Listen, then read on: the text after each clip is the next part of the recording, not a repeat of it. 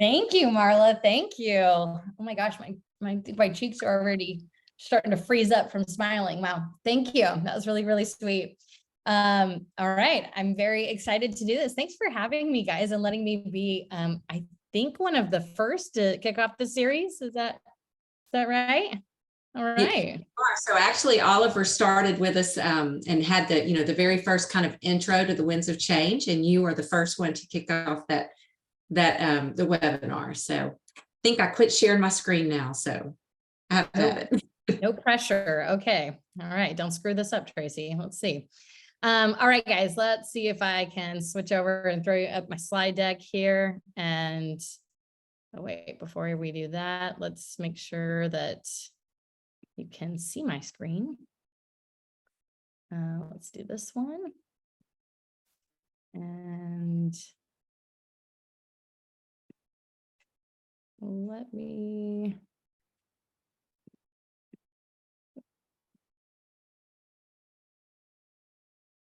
Okay. Can you see my screen? Yes, we can, Tracy. Okay, perfect. Then here we go. All right, guys. So I had the honor of getting to present this at Nexus, and I think it was pretty well received.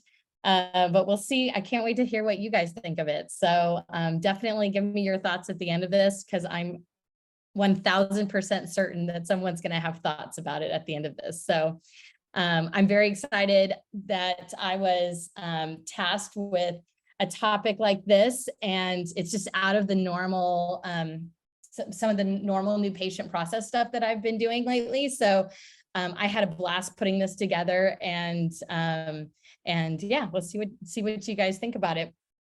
Quick background on me in case we are not familiar with each other. I started a consulting business 8 years ago. We are just now in our 8th year.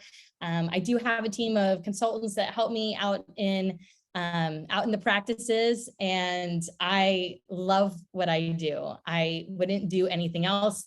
I've been in orthodontics since I was 18. Since I graduated high school, I went right into ortho. And I can't imagine being in any other industry. I just think it's amazing. I am an RDA, so I look at things from a clinician point of view, but I found my niche in the sales and marketing and leadership and business development side of it, most of all. So I'm a lover of strategy. And at this point now, we provide services to private practice clients as well as DSOs and OSOs. So that is going to be threaded into this presentation. I can promise you that. Before I go into this, I love to check in with everyone. And so someone's going to have to mention this in the Q&A. They're going to have to comment there. Rather than using the chat, we're going to be using the Q&A here. So I can deliver this message 2 ways. One way being, with some soft gloves and with some fluff and sweetly. Or I can be raw and transparent and very frank and direct with you guys, and give you this message with full transparency and authenticity. And but it will be a little raw and it will be a little direct. So if you guys are okay with that, then a couple of you need to vote that that's okay, because we live in a world where I practice consensual discourse. So are we cool? Marla, did anyone say is okay? We're getting lots of give it to us raw, frank, and direct, please. Raw dog it. Just remember, you brought this on yourselves, because those were the only slides that I brought anyways. So this is good. Okay, so request number 2. You guys are clinicians first and foremost. You operate on that magical intersection of art and science and in engineering. And you've been educated at the finest institutions, and you take pride in your work, and you strive to uphold the honor of our profession. And I respect the hell out of you guys. And the way that you're doing things is based on best practices that have served you for decades. tonight, you are going to hear a lot of stuff that might challenge some of that. And your natural tendency will be to reject a lot of it just right out of hand and just kind of start laying out that argument in your mind of why this won't work or why this shouldn't work or can't work. And I would just ask, this would be my second request of you, that if you would just give it a little bit of time and let it wash over you and just take it in and maybe just sleep on it. I promise I did not put this together to waste your time this evening. So just give it a pause is all I ask. And then you can throw it out if you want to. But all right, we're going to talk about growing with limited strategies here. Okay. So where we find ourselves. Let's talk about the economy. You are going to hear so much about this. And with Nexus, we were talking a lot about the winds of change and the challenges of 2023. But even before Nexus, it seems like everyone has been telling us 2023 is going to be tough. I know for sure in straight consulting, we certainly have been seeing signs of this for months now. I really feel like 2022 began to show us that our post-COVID honeymoon was starting to wind down. And lately, I feel like we've started seeing a lot of signs from our past, from way back. In our closed Facebook group, we have a TC club or a TC Facebook group. It's called Orthodontic Treatment Coordinators. There's about almost 1,200 TCs in it now. If you're not in it and you're a TC, I'd love to invite you to be in it. Just make sure that you fill out the questions and make sure that you're an actual TC, because you won't be let in if you're not. But I periodically poke my head in there to, to keep conversation going, to see what we're all talking about, and make sure that we're all playing nice as well. But in it, these last 6 months, I've really seen a lot of chatter within it about there being more shoppers than ever, about there being tough closures, and lots of talk about no-shows. And as we continue through this, we'll call it not recession, I really believe that you're going to hear more and more things like that. And also things like, do I really need to do this right now? And according to the brilliant financial minds of our industry, and this is a super shout out to Shannon Patterson of Benson Koppel, who did an incredible webinar for OrthoFi. And if you didn't catch it a couple of weeks ago, you should definitely request the recording of it, because it was awesome. And in it, she talks about how following the 2008 Great Recession, it took our industry 6 years to get back to pre-recession performance.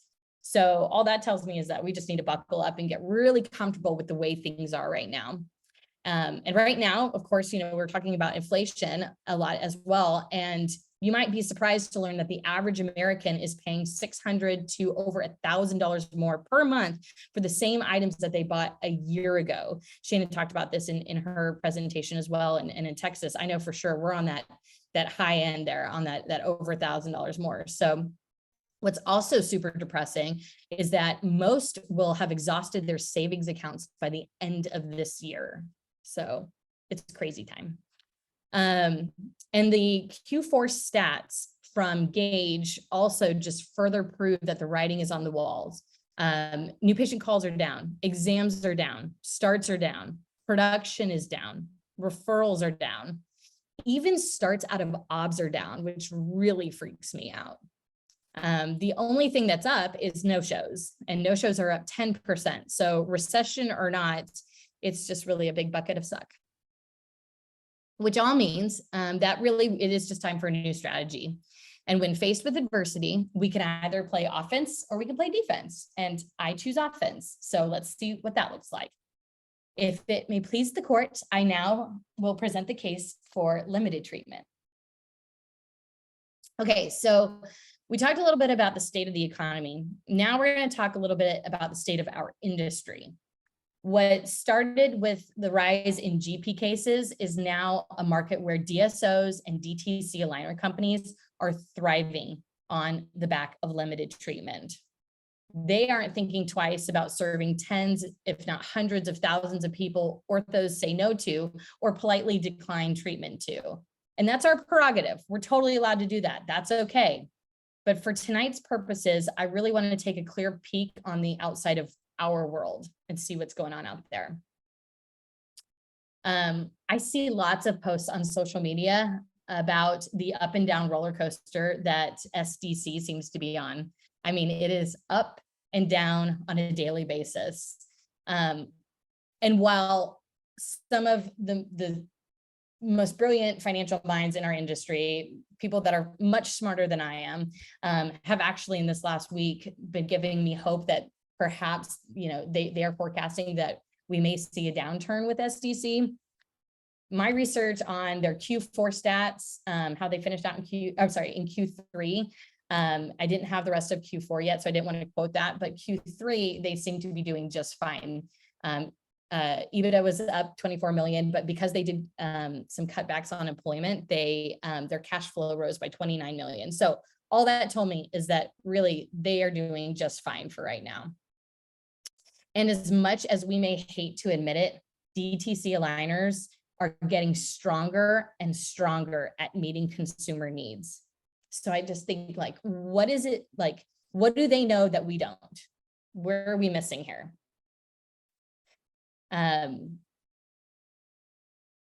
It's something that so often I think we say so often that we sometimes overlook, that we call them DTC, direct to consumer, rather than DTP, direct to patient. And I think that lens or frame of reference, looking at these people really truly as consumers more than patients, while it may be very triggering and bothersome to a lot of my ortho teams, I wonder if perhaps maybe that's what's allowed these guys to come as far as they have so far. I mean, maybe that's it, just really honing in on consumers versus patients. And that's just not something that we've been used to in ortho, at least not as I've grown up in ortho.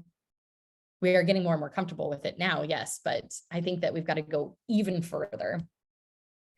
Who else is doing just fine are DSOs. And if you're new to ortho or you're not familiar with that, it stands for dental support organizations or dental service organizations.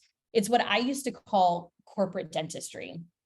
And as a TC, I'd always say, oh, they'll be back once they go there and see that they're just a number and they've got rotating doctors and that ortho is only there once a month. And, whoever they start with, they're not even going to finish with, they're going to have crummy service. I mean, we are not going to even be comparable at all. So if they want to go get a second opinion over there, that's totally fine. They are going to come groveling back because it is so clear that we are way better and that we provide such a higher level quality of treatment, right? Like that's what I would say as a TC. But I will say that as a consultant, I can see now that I was very, very wrong. As a consultant now, I have been in hundreds of practices, maybe even 1,000 at this point, over the last 7 or 8 years that I've been doing this. And in the last 3 to 4 years, I moved into the DSO space. And I've even helped develop the orthodontic departments within a handful of consolidation groups. And I can confidently assure you at this point that there are plenty of private practices that are not holding a candle to the experience that some of these DSOs can provide people now. See, these guys are now super intentional about courting the best of the best graduates from the best schools, using the best technology, the best apps, and hiring customer service experts from outside of orthos, from big, big companies that are experts at customer service. And that's all backed by private equity money. Not only that, but they measure their patient experience. Do you? Like, really? Deep dive, as a consulting firm, we've had to kind of do a bit of a deep dive into analyzing marketing and marketing strategies more than I ever had before. And one thing that I had to get in, gain some expertise in was the Net Promoter Score. So if you're not familiar with this, let me just explain to you that it is a scale from -100 to +100. And it is a score of how likely someone is to talk about your products or your services, or in our case, our practices. And I can tell you from personal experience that DSOs are looking and analyzing their net promoter score, not on a quarterly basis and not on a monthly basis, but they look at it on a daily basis. And it defines or determines so many of their operations, and it designs their customer experience. And they are working hard to increase it. Very, very hard. In some DSOs, patients are called members or guests. They're not ever called a patient. They're called members or guests. That just sounds beautiful. This TV that you see on the wall here, we call that a foot screen. It's right above the patient's toes, so we call it a foot screen. And there's also a second TV in that operatory up on the ceiling above the patient. But you notice on the foot screen it says, "Laura, we've prepped this suite for you." It's called a suite. Okay, this is nice. Another positive there. They clearly took a play out of the playbook from Marriott, which is just like when I check into my hotel room and the TV, has this welcome display saying, "Hey, Tracy, this room has been cleaned and prepared just for you." And it tells me it's clean and safe, and it invites me in to get very comfortable. I think we have to all admit that that's pretty nice. And this is a DSO. Okay. It's a very thoughtful experience, and the patient feels it as a thoughtful experience. On the day of their appointment, members are texted and they're asked what Netflix show they'd like to have queued and ready on that TV above their head. And when they come in and they sit down, they're handed a set of Beat headphones so that they can just fully zone out and just binge watch whatever they've been watching at home. No need to talk to anyone. In Dallas, we have a big one with a similar setup. However, in their operatory chairs, they actually have massagers in there that are built into the operatory chair, so that while they're getting a cleaning or while they're getting their braces work done, they actually get a little mini massage. They also get free custom whitening trays and gel at their very first visit. Every new patient gets it because, as you can see on their wall in their reception, their marketing is that everybody wants sexy teeth. I know I want sexy teeth. I didn't even know I wanted sexy teeth until I went there and saw that, yeah, I do want sexy teeth too. So great marketing. But yeah, I mean, like, as a clinician, we know that the amount of effort that it takes to take an impression, hopefully not, but a scan of their teeth and, print it or pour it up, then suck it down with, bleach tray material, then cut it out and then deliver those bleach trays. And they do that for every single new patient because they want to stand by that brand and they want to be thoughtful and gift things to their patients. So they're looking for ways to add perks and value to the customer experience there. And then look at their build out, look at their reception. If we're honest with ourselves, let's really compare that to what our reception looks like. Not that we need to be the same, not that we're competing here-ish, but I work in a lot of ortho practices, and it's easy for us to get so busy in our day-to-day and just with the operations of running a business that sometimes we forget about these things. But I bring these slides into play because I really want us to know what our consumers are experiencing, because like even the video said, these patients are going on 2.5 or 3 consultations, and it is very likely that one of those consultations might be at one of these kinds of places, or could be the DTC aligners as well. So I just want us to be really knowing what else is out there. So, and knowing that DSOs have upped their game. This is not what I used to tell patients about when I was a TC.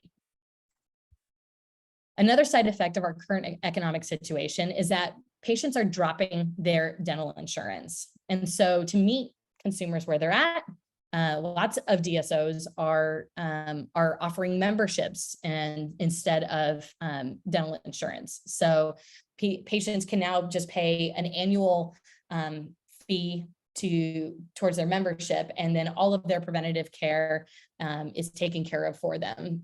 Obviously not restorative, but all their basic needs will be taken care of under their membership, rather than paying a monthly, having those monthly costs for their dental insurance. So it would be dropping those.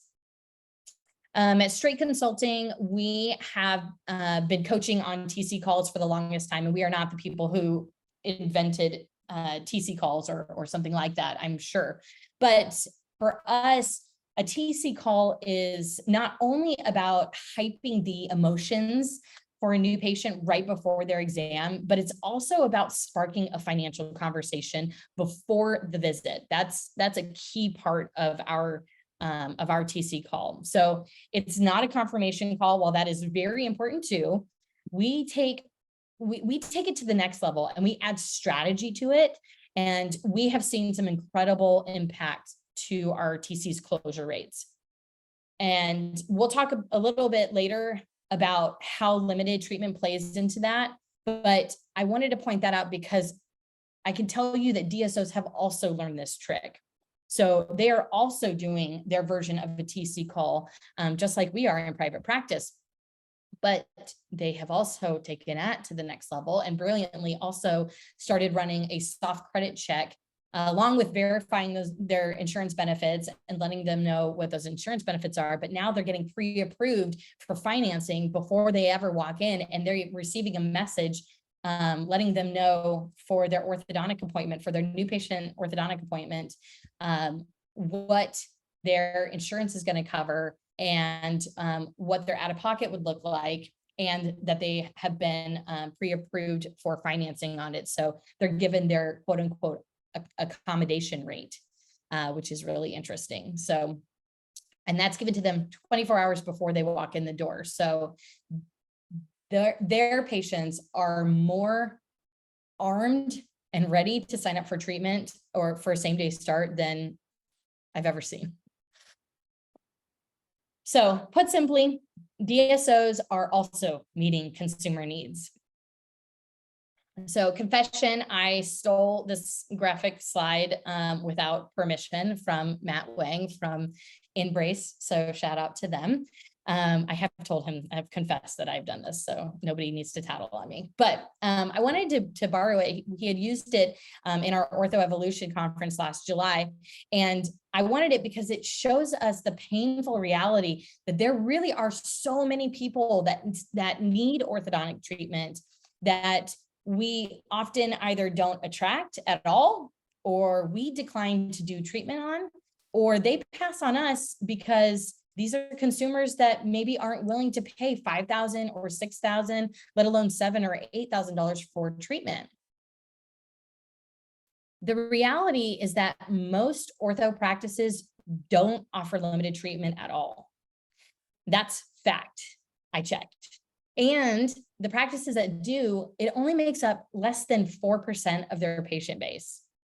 So how is it that something that has allowed DTCs and to the lesser extent DSOs to gain market share so aggressively, it's still just like a rounding error for most practices?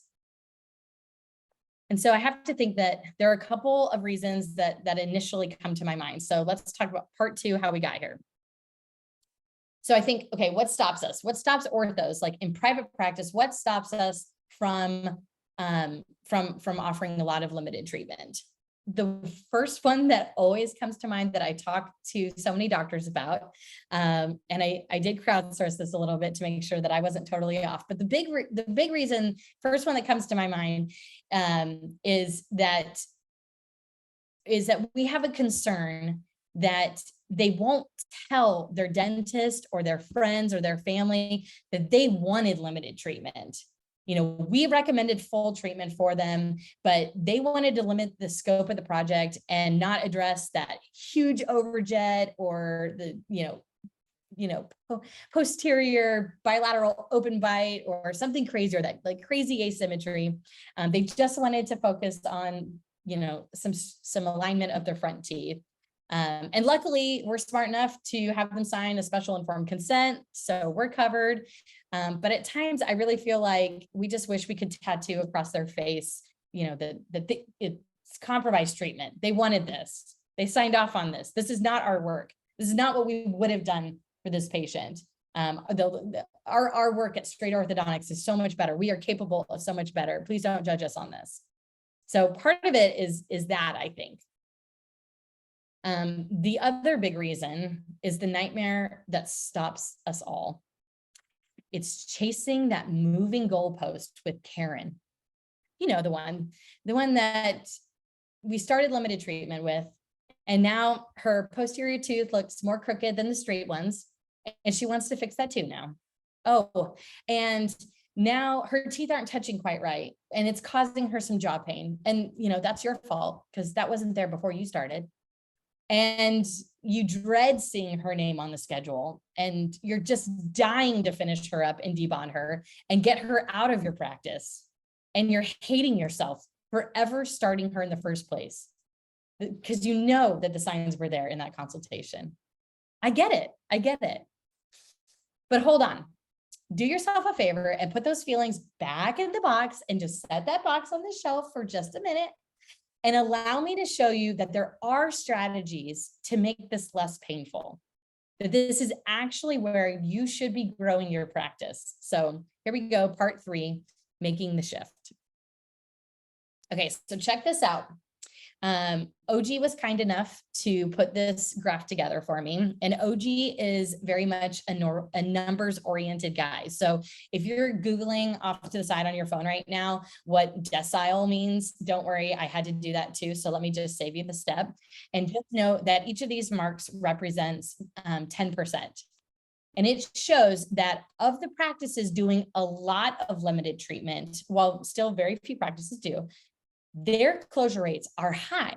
And notice that the practices doing less have lower closure rates overall. And it's just like when we go to the gym, if we just kind of dabble and we just, try things here and there, we're never going to get the results that we're looking for. We have to push back past our comfort zone. And that's where growth is. That's where our goals are. I don't know if anyone has read the book, Hey, I'm the Customer, from Ron Willingham, but I highly recommend it. I'd recommend that your entire team read it as a group, could do it before a meeting and then talk about it. But I think it's really important to maybe read this in today's day and age, in this year, while we are not only competing with the guy down the street and the other practices around us, but we are competing with DTC methods. We're competing with really great DSOs. And frankly, we are competing with the expenses of life. So in talking about how we present limited treatment, I can tell you that the first step, I think, or the first tip I have for you, is that we need to start by identifying the right patients. So if you're a TC, I definitely recommend that you listen in here. I talk all the time for the last several years about millennials and how millennials want what they want, how they want it, when they want it, and that they will make decisions pragmatically on how to get what they want. While they love saving on quality, I can't bold and underline that enough. Getting what they want now doesn't necessarily mean a forever level of quality for many of them. The immediate need might be closing a gap or lining up the front teeth, and maybe they just want a better smile. Nobody said it had to be the best smile that they could have, so don't miss that. They are looking for an easy way to address their specific objectives. So I encourage you, when you're in those consults, to make sure that you are providing a treatment plan that does exactly that. many limited treatment candidates are also going to be interested in things like boob jobs and Botox. Yes, I just said boob jobs and Botox on a webinar. It was really fun to say that at Nexus. See, those same candidates for boob jobs and Botox or plastic surgery, those same candidates are also going to be the ones that are coming in asking you about limited treatment, because they want quality fixes to their problems, but they aren't necessarily looking for long-term results. No one, and I'm just saying this for a friend, no one who gets Botox expects to never do it again down the road. It's not something that lasts forever. So your admins and your TCs should have strategies to help them quickly identify these types of people as early in the buying process as possible. So make sure that your new patient process has those kinds of strategies or guardrails built in. Then, as you present limited treatment, remember that millennials especially want to partner with you. And not just millennials. They may have started this trend, but Gen X, Gen Z, and those Zennials and Zillennials in between all want to partner with you, okay? Partnerships now in your consult rooms are a must, okay? These guys are turned off by egos, and they don't want to sit across a consult table from you and have your doctor dictate their treatment plan to you. You got to be careful, especially because a lot of your limited treatment candidates are going to be female adults. And especially if you are a male doctor, you want to make sure that you are not coming across as, what I like to call in my household is mansplaining. So be very careful. Don't step there. That's treacherous waters. So kidding, but not kidding, kind of. What I would recommend that you do is rather have a different kind of setup in your consultation room. I have a picture on the screen here of what I call like a pub height table. And so you can have stools underneath it. And I want it to be that because we find that this is more inviting for people to come kind of crowd around it. Some people stand. Those that want to sit will pull the stools out and sit. The doctor is very set up to not sit down, and so they can keep their doctor time at 5 minutes. And it invites everybody to kind of crowd around. And so the doctor will point out what they see, what they recommend, but it invites this collaboration versus dictating. So it's a two-way discussion. The other tip that I want to give you guys here, this is the most successful technique I have seen when I've been working with our doctors. It's and in most cases we're using the iTero because I'm a huge proponent of simulation. So the doctor will point out on the iTero, but you could easily do this on the screen if you wanted, or on a computer screen if you preferred, or a TV. But they'll point out what they see, what they recommend, just like they normally would have done. But now they'll take their iTero and then they'll pull it in towards the patient, just like a half inch, maybe an inch, like pull that in and go, it's like inviting the patient. And they'll go, Tracy, this is what I see. This is what I recommend. This is what I think we should do. But you look at your face every day. Is there anything else in this that, and they look over at it while they're saying this, they look back over at it and they say, is there anything else in this that that you think that we need to incorporate in your smile design? Is there anything else that you want to make sure that we address in here, that we make sure to change? And by doing that, you've now encouraged the patient to give their thoughts, to collaborate, to truly buy into this treatment plan. Because as the most narcissistic generation that has ever walked this planet, who invented the selfies, they love this plan now. They love it because they helped co-design it with you, and they designed it with the smartest person in the building. So I highly recommend you do that. And honestly, when we do that, a lot of times that's where the patient will then reach over and point out or touch the screen. And if they touch the screen, this is over. They're definitely starting. So That would be my script to you. That would be my tip. When you present limited treatment, I can't stress enough how critical it is to be so very clear about the treatment objectives. This is where we've gotten in trouble, I promise you. Be very, very clear on those treatment objectives. It needs to be very, very simple. I am a firm believer in keep it simple, stupid. There can be no room for interpretation. Think very black and white, no room for gray. Remember that conflict happens when expectations and reality do not align. So don't fluff those expectations. Your pragmatic millennial appreciates the transparency more than any previous generation you have ever worked with. And so here's how I would do it. I would keep it simple, clear. I would have 3 levels or tiers if you prefer them. But level 1, straighten the upper front 6 teeth, retainer to keep them straight, bite not included, and may change from newly straightened teeth. Level 2, straighten upper and lower front 6 teeth, retainers to keep them straight, bite not included, and may change from newly straightened teeth. And level 3, straighten all teeth, retainers to keep them straight, bite will be addressed for best fit with newly straightened teeth. And this graphic would be presented and patient would make their selection just like they were buying a product, because these are the products of your practice.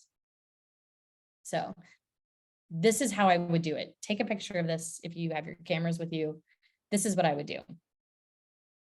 So what's important when you're presenting these is that you want to make sure that you show the patient what they're going to get out of each level.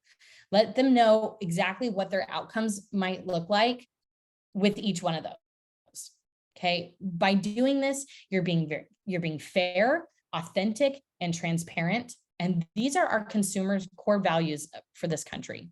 So speaking of transparency, just like the DSOs, I'd be completely transparent with your pricing starting from your website. So I'd recommend that you have those levels, that levels graphic on your website, like the products that they are, along with their flat fees, associated flat fees, and information about payment arrangements, payment options in your practice. Your consumers are doing their, what we call pre-search. They're never going to come into your practice without having looked at your website. So these need to be on there. And the pricing needs to be there with it so that they can easily buy the products of your practice. Okay. They do their pre-search because they want to learn everything that they can about you, about your processes, about your products. And they do that so that they can minimize any waste in their interactions with you. Okay. By putting by being transparent with your pricing, right from the beginning, right from the website, you are going to arm your new patient consumers with the check boxes that they need to easily make a buying decision, to easily move through that buying process and make a buying decision on the day that they come into your practice. I'm going to call it now.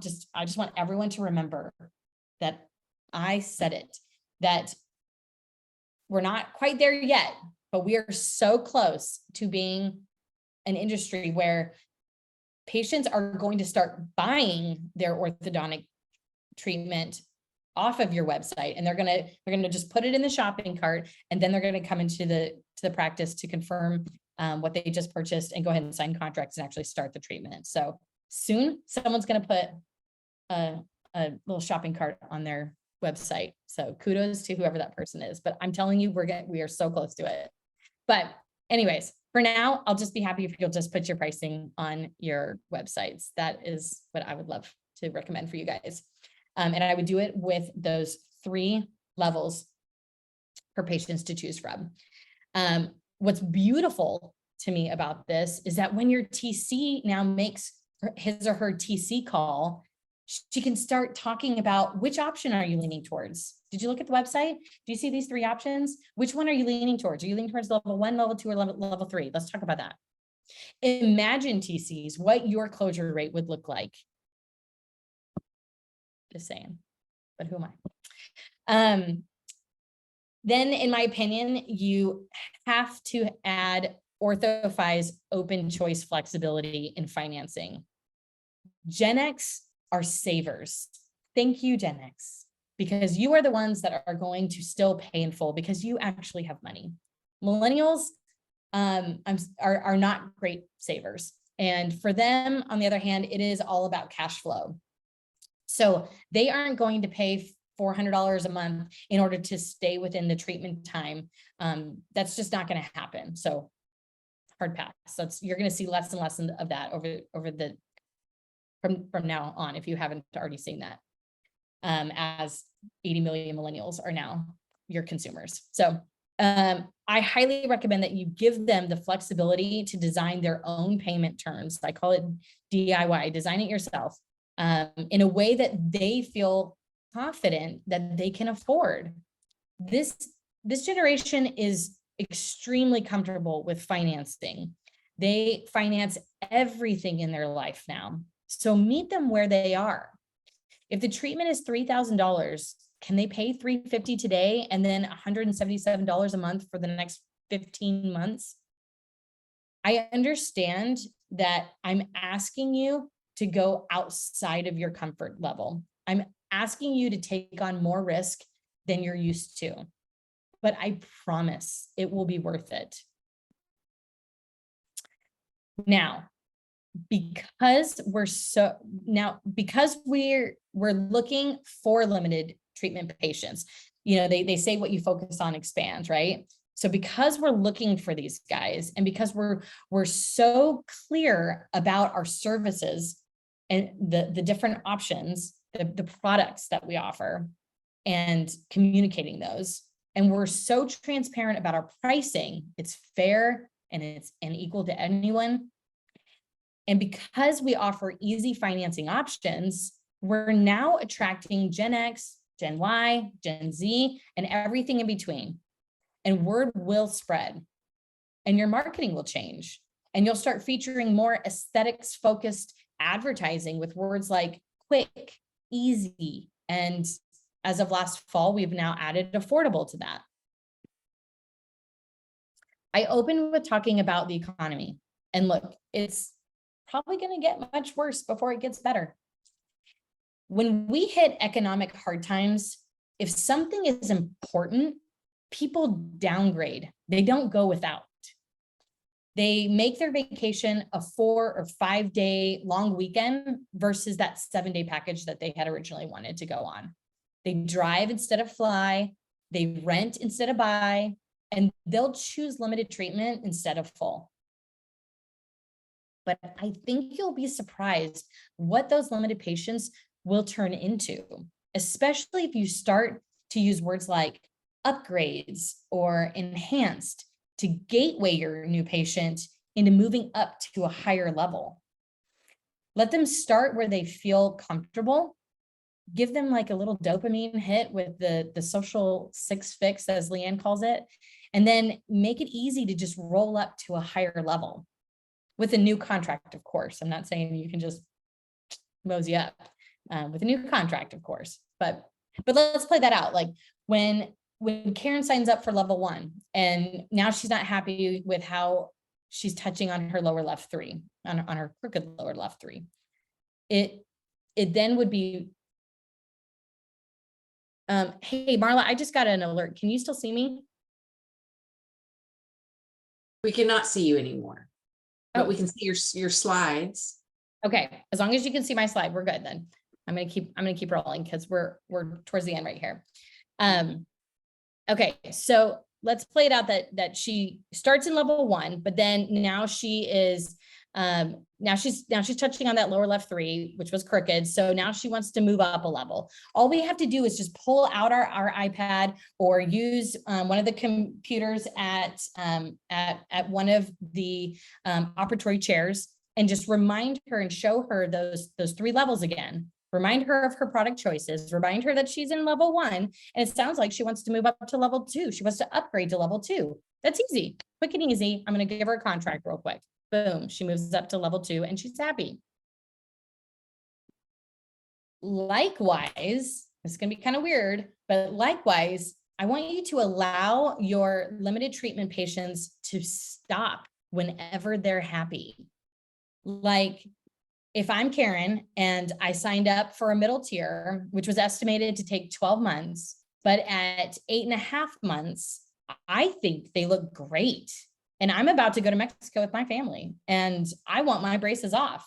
I can. And I can do that without any pushback from the doctor because I'm the customer and I'm so happy with how things look. It has achieved my objectives. It's like you're a waiter at a restaurant and your party has already finished their meal. They've even paid and they just want to go and leave and give up their table. But you're insisting that they stick around and let their food digest and just, just enjoy the experience, the ambiance a little longer. But what you need to do is just accept their exit and make room for a new smile. DSOs are doing that. As you consider limited treatment in your practice, I want to affirm that there's probably the question that you all have been thinking this entire time. I want you to know that, yes, I still absolutely believe that you have a professional responsibility of informing people, of ethically, I think it's important that you go over all of their options. But I think that it's important that we listen to our patients more than we have ever listened to our patients. It is your prerogative to recommend whatever you feel most comfortable. If you don't feel comfortable providing a limited treatment option for a patient, you don't have to. There are plenty of other options and they can just go down the street and get something else. That is their prerogative too. I just want you to know that, get past this. There we go. I want you to know that not everyone who joins a gym wants to be a fitness model. Not everyone who buys a truck wants to haul building materials. Meeting your patients or your consumers where they are is going to be vital for 2023. And before we go, or before I end this, I have one thought I want to just leave with you guys. Are you tracking why your adult patients don't start? I mean, like really tracking it? How many of your adult new patients did not commit to treatment based on a 5+K fee? Or was it the time and energy commitment? Was what we proposed not what your patient was actually asking for? And how did we not meet their needs? But most importantly, what did they do instead? That's it. I will selfishly plug real quick that based off of this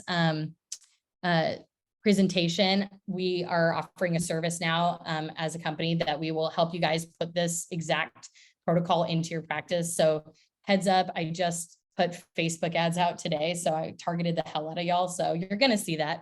If you need anything, let us know. But let's definitely take some Q&A, Marla. Fabulous. So Tracy, I'm not sure what happened to your video. Are you not able to get back on video? Let's see if we can do this. This is what happens when you don't bring your producer with you to the hotel room. But let's see. It says that you can't start your video because the host has stopped it. Okay. Well, maybe we can play with that on our end for just a minute and we'll just go ahead and start with the questions. Maybe that'll correct itself in a minute because we'd love to see your beautiful face. But so we do have some interesting questions. That was very thought-provoking, and I know that everyone on the call feels the same way. So a couple questions, and I'll just kind of go down through the list in random order here. So the first question is, are DSOs charging the same fees as private practice doctors? I always just assumed that they were a lot lower. That's a great question. It depends on the region, right? It depends on the area. But I can tell you that the one that you saw, some like that last video of, that they are up at 6,500. So that's not far off for a lot of my private practice either. Okay. So also, are DSOs typically in network with insurance companies? And if so, how can they offer these perks? The perks in office with is it just sheer volume of consumers is what they're asking? Yeah. So a lot of it is the quantity, they obviously get different, they have different lab fees because of their quantity. That's one part of it. The answer is yes, they are accepting insurance. So I don't like, they are in network. So I can get straight to the answer there, but they do offset some of these things with their quantity. And again, those lab fees are probably lower for them than a lot of my private practices. What about, there's a Cindy wants to know what platform you use to send the TC video, and do you have an office cell phone? Yes, great question. So yes, we definitely recommend having an office cell phone. Just heads up, because a lot of people don't know this, and that's totally cool. I don't want to shame anybody here, but you actually cannot have any patient information on your personal cell phones. So I find it easiest to just have an office cell phone. And that's where we do our videos on most of the time. You could also do it on your computers as well. A lot of times though, if you are a chatterbox like I can be, your video can be a pretty big size file. And so for that, we just put it on Dropbox, and then we email and text the Dropbox link over to the patient or parent and say, hey, I just emailed you a video, for Joey. Could you have him watch it real quick before he comes to his appointment? And then they're like, what did you send my kid? I want to look at it. So that's what I do. You're going to love this one, Tracy. What is the best way to say we're not a good fit for you? Ooh, that's a good question. That one's hard for me because I'm sales driven. They got to be real psycho. So, I mean, honestly, it's I'd love to do that for you, but we can't, with the way our workflows are set up, we can't provide that. I would blame it on your workflows, your operational systems kind of like go above their head, that as if you don't have the, ability to break certain operational workflows for this specific request. That's how I would probably do it. Right. There's a question here that I love. Limited treatment is usually less than a year. It could be challenging for in-house financing. How can we offer affordable financing in less than 1 year? Payments would be too high, right? Yes, that's why you absolutely have to extend it. You have to go past it. You have to go. I am super comfortable going 6 months into retention. I am crazy, of course, so I will go even further. But that's me. But the majority of my practices, we will set you up on. We can get to the compromise of 6 months into retention. You can't keep it in the 12 months. You just can't. Yeah, and this is where I get to put in my shameless plug there, Tracy. At OrthoFi, we are able to really help practices with being able to extend the payments over the treatment period in a very intelligent way. We call it our intelligent flexibility. You can see the screen here that if you use this QR code and schedule a demo, we can show you how that intelligent flexibility works, and to really help you offer financing that doesn't hurt your cash flow, still keeps your risk down. And it's just a great mix of making sure that your cash flow is still there, that your risk is low, and that you're still getting a lot of case acceptance. So please let us show you how that works. Next question, Tracy. So can the 3 levels be brackets or aligners? You're not gonna like my answer, but my answer is they need to be both. They need to be both. They need to be flat fee and they need to be both.